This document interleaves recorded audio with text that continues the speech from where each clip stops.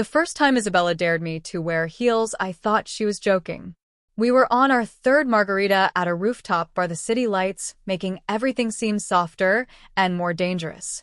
She hooked a finger around my chin and said, "Eyes bright and ridiculous. I bet you can't wear them for a whole week." I laughed because bets in love are like confessions wrapped in dares. They're playful until someone learns what they're willing to lose. My name is Daniel. I design packaging for a mid-sized cosmetic company, which means most of my days are spent arguing with Pantone charts and defending kerning choices to people who'd rather not notice type at all. My life is tidy in ways that matter to clients. Predictable deadlines, clean deliverables, and smiling at meetings, but messy in all the private corners I don't advertise. Crossdressing has been one of those corners. Not an obsession, exactly, more like a soft place I fall into when the world's edges need rounding. I don't dress to trick people. I don't perform for attention. For me, it started as curiosity, then became a ritual that calmed the hum behind my ribs. A borrowed skirt, the wrong shade of lipstick, a silhouette that felt like holding your breath, and finally exhaling. Sometimes it's an act of rebellion. Sometimes it's a small experiment to see how my body and the world will align. Mostly it's private, a practice in softness I don't talk about at office lunches or family gatherings. Isabella knows parts of me. She's a kindergarten teacher, so she's excellent at noticing little things and even better at pretending not to when discretion feels kinder. She knows I sketch late into the night, that I eat cereal at 2 in the morning, and that I have a collection of vintage-type specimens I won't throw away. She doesn't know everything. She doesn't know the shoebox under my bed filled with heels I've never worn in public, or the drawer where I keep wig caps and a cheap eyeshadow palette I use when the apartment feels too loud. Isabella is a storm in a cardigan. She organizes our life with a laugh and a glare and a system for where socks go after laundry. She makes lists for feeling and meal plans for joy. She has laugh lines that form like small promises and a habit of kneading my shoulders when I forget to eat. We've been together 3 years, and most days I can't believe my luck. She loves the way I notice color, the way I save receipts like tiny testimonies of lived days, and the way I soften when she hums in the shower. But love doesn't mean transparency comes easily. Some truths are stubborn and complicated and sit like a pebble in your shoe until you can't ignore the limp. The story begins on an ordinary Tuesday that felt like it had no intention of changing anything. I'd been up late finishing a mock-up for a new lip gloss line, my back aching and my coffee gone cold more than once. Isabella left for class at 7 and kissed the back of my neck in that way she does when she's trying not to be late but can't resist a private goodbye. The apartment smelled faintly of lemon cleaner and her perfume, something citrusy and crisp that I'd sworn never to touch but accidentally loved. That evening she came home with a grin that suggested mischief and a paper bag that clinked when she moved. "Okay," she said, dropping it on the counter. "I made a bet today. Worst teacher costume loses a week of chores." She waggled her eyebrows. I rolled my eyes because she knew how much I detest folding laundry. And she added, "I think you'd learn something trying on heels for a week." I'd laughed then because the idea was absurd. Me in heels for a week. The logistics alone, commuting in them, navigating stairs, felt like a practical trial. But her grin was too sincere, and the bag on the counter had my name on it before I registered how that made my chest tighten. Why would I do that? I asked. But I could tell the question was pointless.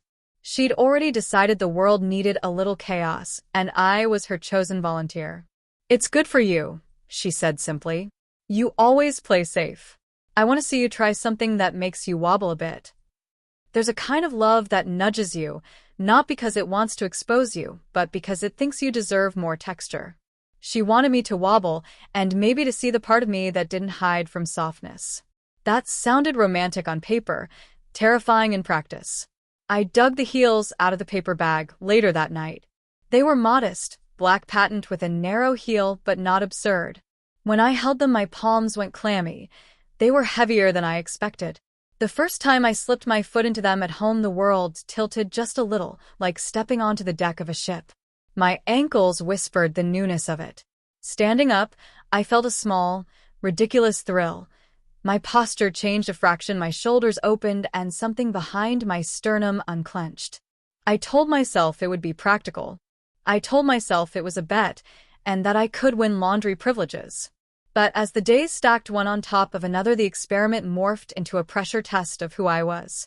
Each morning I'd lace the heels and arrange an outfit that was still me, but edged with bravado. At work I guarded my secret like a fragile envelope. At the bus stop I walked taller, each click of heel on pavement a tiny, rebellious drum. There's a difference between performing femininity and feeling it. The first feels borrowed and practiced. The second is small and honest and insistent. Wearing heels taught me something about gravity and about the way the world responds to people who carry themselves differently. It taught me how much latitude I'd been denying myself. It also taught me that secrets like this can't stay neat forever. They leak into other people's lives in unexpected ways, through a chatty neighbor, a misdirected photo, or in Isabella's eyes the first time she saw me stumble. The stakes in a bet felt straightforward: 7 days of heels for freedom from weekend chores. But beneath that promise lay something larger. Would I be the same person at the end of 7 days? Would Isabella still look at me the same way if she watched me inhabit a different mode of being? Those questions pulsed at the edges of my mind like an approaching tide. And so I started the week with an airy confidence borrowed from the rooftop dare. I had no idea that the simple choice to wear her shoes would turn into a test of desire, identity, trust, and the quiet, crooked ways love learns to ask for mercy. The next morning, I couldn't shake off the laughter in Isabella's voice. Her teasing had wrapped itself around my thoughts like a stubborn perfume that refused to fade.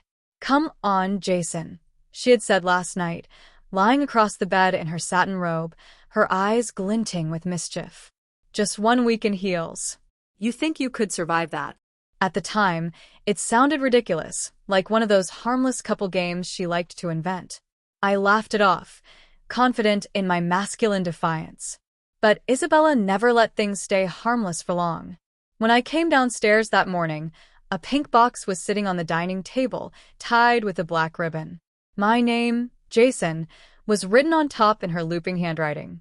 Inside were a pair of glossy nude heels. Size 11. My size. "How the hell," I muttered. A note lay inside. "Bet starts today. Don't wimp out. If you make it through the week, I'll do anything you want. Isabella." My heart thudded. Anything I want. That kind of promise from her wasn't something I could ignore. But still, a whole week? At first, I told myself it was just a joke. I slipped my foot in, ready to take a picture, send it to her, and laugh it off. But as soon as I stood up, I realized the game had already started. The heels were tight, but surprisingly comfortable. The arch forced me upright, the balance delicate but strangely thrilling. My reflection in the kitchen window looked alien, a tall guy awkwardly standing in women's heels, shoulders hunched, trying to pretend it didn't feel good. The worst part was the small flicker of excitement deep in my chest. By noon, Isabella texted, "Still wearing them?" I replied with a selfie from the ankles down, showing the shoes against my jeans. "Good boy," she wrote back. "Keep them on. Let's see if you can make it through the day." Her tone was playful, but I felt like she was testing something bigger, not just my ability to wear heels, but my willingness to obey, to entertain her whims. And, God help me, I didn't want to disappoint her. The first few hours were clumsy chaos. I almost tripped 3 times walking across the living room. My ankles burned. Every step was a small act of surrender. But by afternoon, something strange happened. I began to adapt. The rhythm of my walk changed, shorter, softer steps. The pain dulled. The sound of heels tapping on the floor became oddly satisfying. Then, as I walked past the mirror in the hallway, I caught my reflection again. My jeans cuffed just above the heels, my stance subtly altered. And for a fleeting second, I thought, I don't look bad. The thought scared me more than anything else. That evening, Isabella came home. Her heels clicked against the floor in sync with mine as she entered. She froze mid-step when she saw me, still wearing them. Well, she said, folding her arms with a smirk. "Didn't think you'd actually do it." "I'm not a quitter," I said, trying to sound confident. She circled me slowly, eyes tracing my legs, my posture, the way I was subconsciously balancing on the balls of my feet. "You're standing better than I expected," she murmured. Then she leaned closer, whispering in my ear, "Let's make it more interesting." Before I could ask, she disappeared upstairs. When she returned, she was holding a short black skirt. My stomach dropped. "You said heels for a week," I reminded her. "True," she said, holding the skirt out like a dare. "But what's a pair of heels without something to match?" I hesitated, but Isabella's eyes glimmered with anticipation. I'd seen that look before. She wanted to see how far I'd go. "Just for tonight," she added, almost sweetly. "We'll call it practice." My pulse quickened. I told myself it was just part of the bet. I told myself it didn't mean anything. But as I slipped into the skirt, feeling the fabric brush against my legs, my breath caught. It was tight, uncomfortably so, yet it accentuated every movement. Isabella stood behind me, adjusting the hem. "You look," she paused, searching for the word, "different. But in a good way." She handed me a white blouse next. "Finish the look." When I buttoned it up and turned toward the mirror, I barely recognized myself. It wasn't just the clothes, it was the posture, the softened expression, the strange sense of lightness. And Isabella, she was smiling. Not mocking, not teasing. Something softer. Something dangerous. "You're beautiful," she whispered. The room fell silent. My heart raced. That night, she insisted I keep the outfit on through dinner. She poured wine, dimmed the lights, and kept looking at me with a mix of fascination and curiosity. Every time I crossed my legs or tucked a strand of hair behind my ear, gestures I didn't even realize I was doing, she smiled. At one point, she asked, "Does it feel wrong?" I hesitated. "It feels weird, but also exciting," she finished. I didn't answer. I didn't need to. Later, when she went to shower, I stood alone in front of the mirror again. My reflection felt like a stranger and a secret all at once. Part of me wanted to rip the clothes off. The other part wanted to stay exactly as I was. My phone buzzed. It was a message from Isabella. "Keep the heels on when you sleep. Tomorrow we're going shopping." Shopping? Was she serious? I looked down at my painted reflection, skirt, blouse, legs wrapped in shadow, and realized the bet had just begun. The next morning, sunlight slipped through the blinds, and I woke to the faint ache in my legs. My calves throbbed from balancing on heels all night. Yes, I'd actually fallen asleep in them. Isabella had made sure of that. I sat up, groggy and disoriented, the hem of the black skirt still brushing my thighs. For a moment, I thought about ending it, calling the whole bet off. But then I remembered the way Isabella had looked at me last night, not with mockery, but something softer, warmer, like she was seeing me for the first time. I didn't want that look to vanish. So when I heard her footsteps outside the door, I straightened up, pretending I hadn't been doubting myself all morning. She entered, holding 2 cups of coffee. One glance at me, and her lips curled into a knowing smile. "Still in heels," she said. "I'm impressed."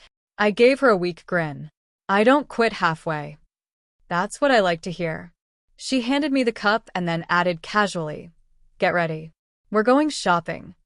My fingers froze around the mug. "Wait, shopping? Like, outside?" "Of course outside," she replied, as if it were the most natural thing in the world. "A deal's a deal. You've survived 24 hours. Time to level up." I stood in front of the wardrobe, heart pounding. What do I even wear? Isabella was already pulling out clothes, a soft pastel blouse, a short denim skirt, a cream cardigan. Her movements were calm, methodical, and terrifyingly confident. "This should work," she said, laying them on the bed. "And don't worry, I've got the perfect wig for you." "Wait, wig?" She grinned. "Oh, come on. You didn't think I'd let you walk around town half-finished, did you?" I tried to protest, but she cut me off. "You want to win the bet or not?" The question hit harder than it should have. So I nodded. It took nearly an hour. Isabella brushed out the long chestnut wig, placed it gently on my head, and adjusted it until it framed my face just right. She added a light touch of makeup, foundation, blush, mascara, and stood back to admire her work. When I opened my eyes and looked into the mirror, the world seemed to tilt. The person staring back wasn't Jason anymore. The wig softened my jawline, the makeup highlighted my cheekbones, and the outfit, tight skirt, cardigan draped over my shoulders, made me look believable. "Wow," Isabella whispered, almost to herself. "You look ridiculous." I tried to joke. She shook her head slowly. "No." "You look beautiful." The word made my stomach twist. By the time we left the apartment, I was trembling. The click of my heels echoed on the pavement, each step a mix of excitement and terror. I kept my head low, terrified someone would recognize me, even though logically no one could. At the mall, Isabella was radiant, walking beside me like nothing was strange about the situation. She chatted easily, asked questions about what I thought of certain clothes, and every now and then, her hand brushed against mine, a small, grounding gesture that made my heart race faster than the heels ever could. But the world outside wasn't so kind. As we passed a group of teenagers near the food court, I felt their eyes on me. One of them whispered something. Another laughed.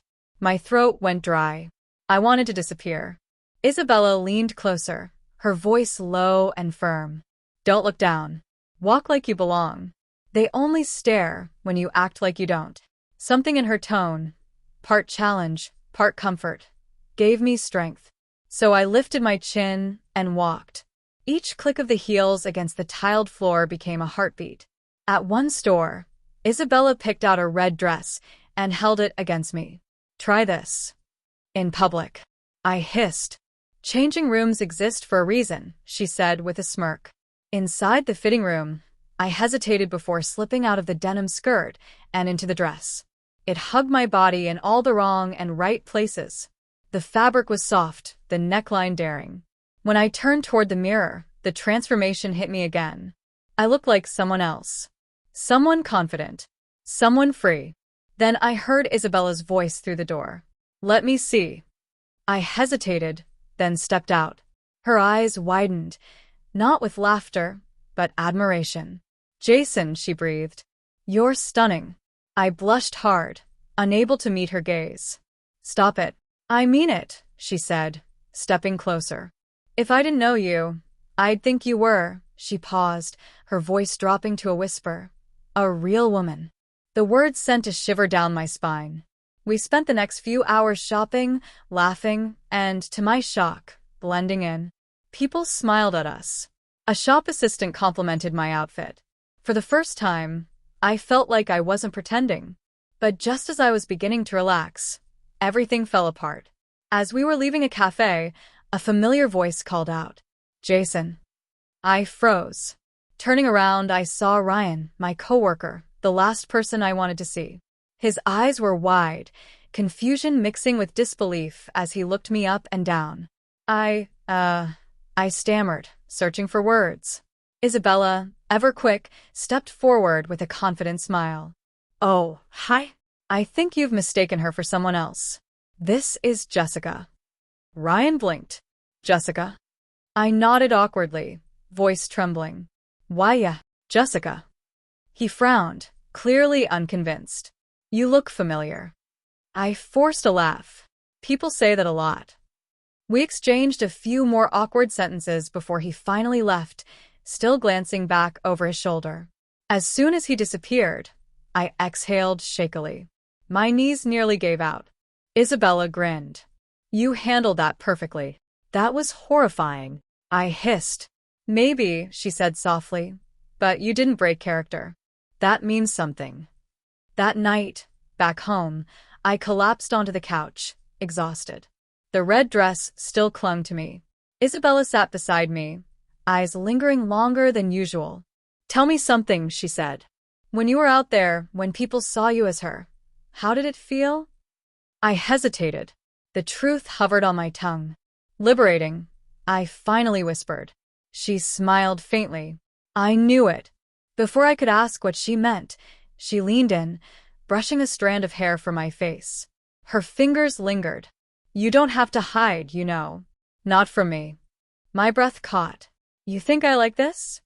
I think you're starting to. The silence that followed was electric, charged with something neither of us dared name. Later that night, when she fell asleep beside me, I couldn't stop staring at my reflection in the window.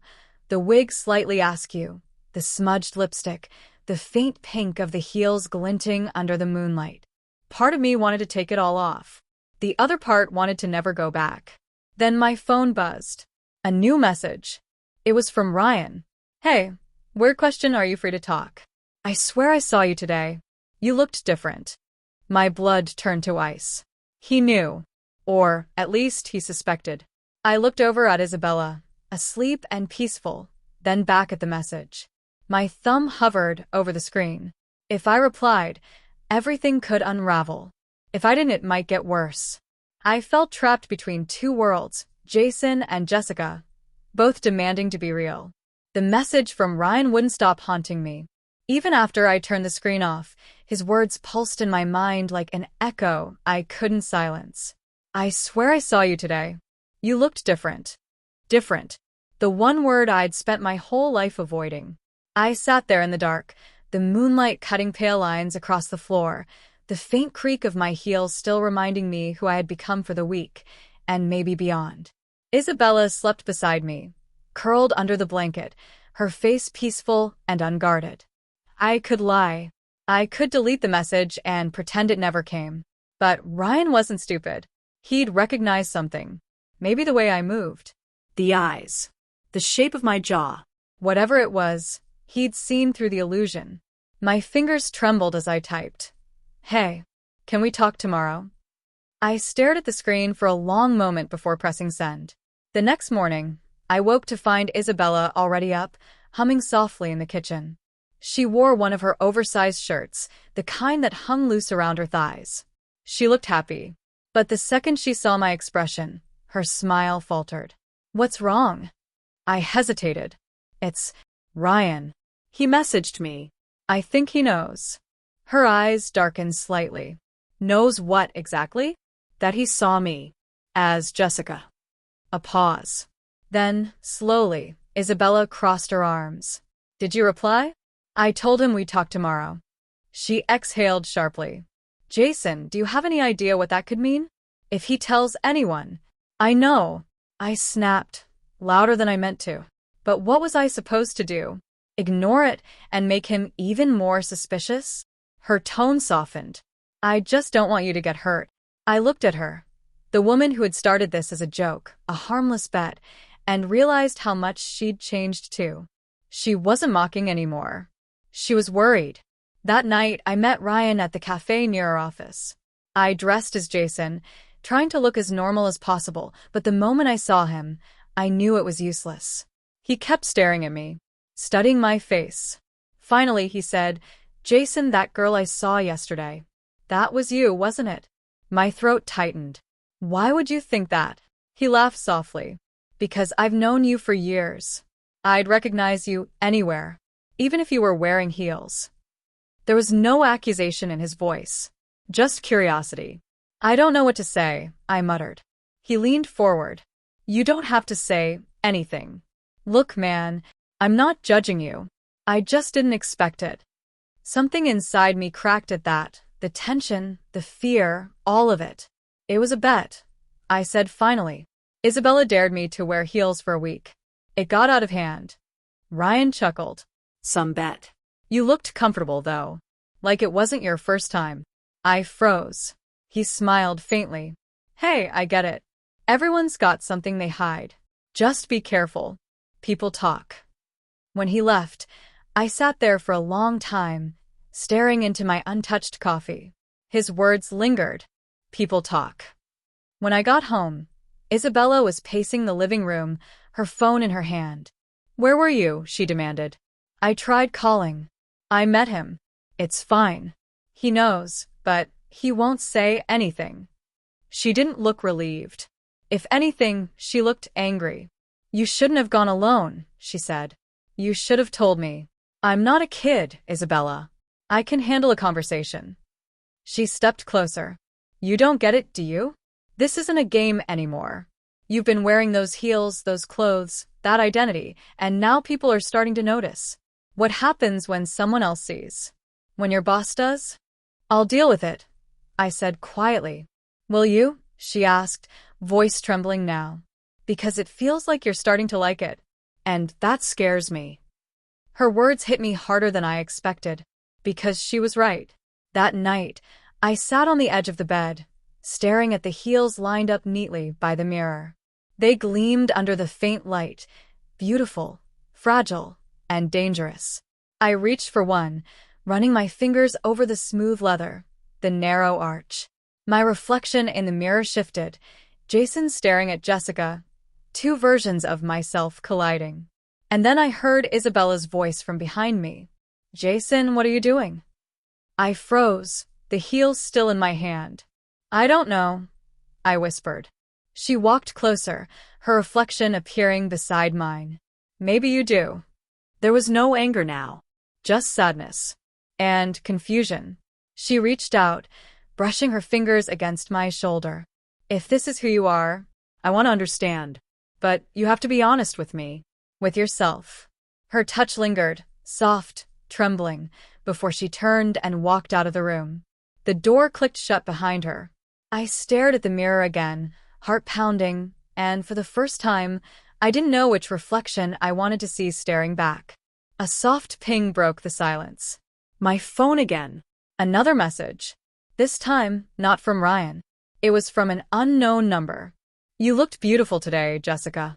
I'm glad I finally know your secret. My stomach dropped. I glanced at the window, the blinds half open, and for a second, I thought I saw a shadow outside, watching. My heart stopped. Was it Ryan? Someone else? I backed away from the window, clutching the phone, every nerve in my body screaming. Another message appeared. Don't worry. I won't tell. Not yet. The screen dimmed, leaving only my reflection staring back, wide-eyed, trembling, caught between fear and something else entirely. The heels gleamed beside me, a reminder of the game I never meant to play this far. And now someone else was part of it.